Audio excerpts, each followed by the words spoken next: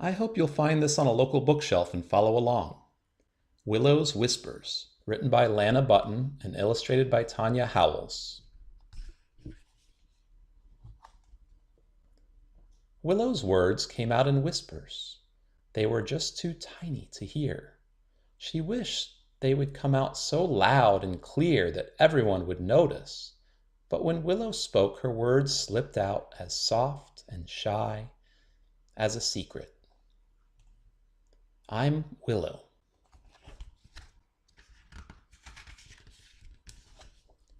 At school, when Jane and Julian made room at their table and asked, "Want to sit here?" Willow whispered, "I'd love to." "Oh, well," said Jane. Julian shrugged. She must like sitting alone. Willow's shoulders sank. No one heard her reply. "No, I don't." At snack time, when Mrs. Post asked, "Would you like apple juice or orange juice?" Willow whispered, "Apple, please." "Pardon me, dear?" asked Mrs. Post. "Apple, please." Willow tried again. Mrs. Post smiled and poured her orange juice. "There you go, dear."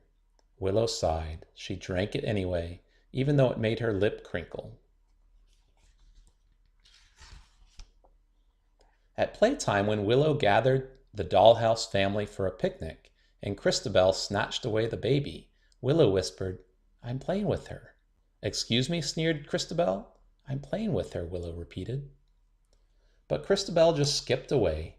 Willow said nothing. She had the picnic anyway, even though the dolls had lost their appetites. At the end of the day, Mrs. Post said, "Those of you who have not had a turn to be line leader, please speak up." Willow whispered, "I haven't had a turn." "Anyone?" asked Mrs. Post. "I haven't." So Mrs. Post chose Christabel as line leader again. Willow scuffed her feet to her usual spot at the end of the line. Even at bedtime, when Willow's dad tucked her in and said good night, Willow whispered, "Good night." But Dad was an expert at hearing Willow's whispers. He never said what or pardon or who. He just wrapped Willow tight in a big bear hug and whispered right back, "Your big, strong voice got stuck way inside you, Willow. That happens sometimes. But one day your voice will wiggle its way out."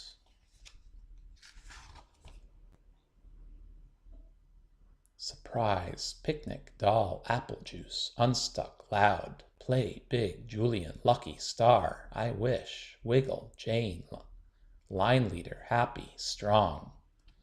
Willow lay awake that night searching for a way to make louder words.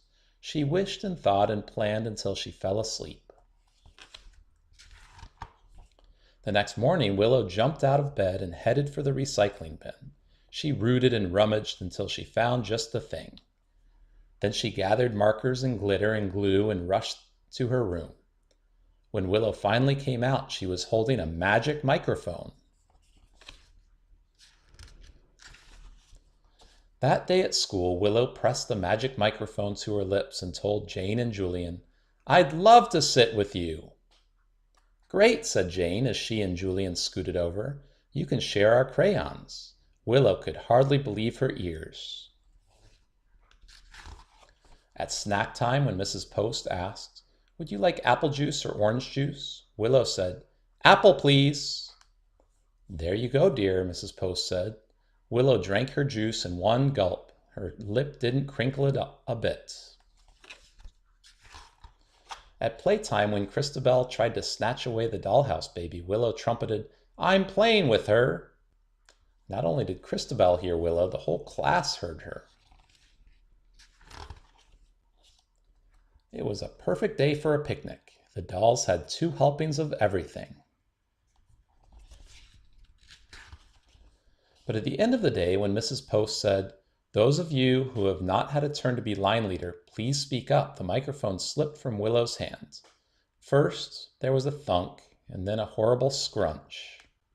Willow picked up the crumpled cardboard tube and tried, "I haven't had a turn." "Anyone?" asked Mrs. Post. Something was stirring way inside Willow. It twisted, it turned, it wiggled its way out. She put down the crumpled tube, took a brave breath, and with her own big strong voice said, "Me, it's my turn." And everyone, even Christabel, cheered as Willow the line leader led the class out the door. The end.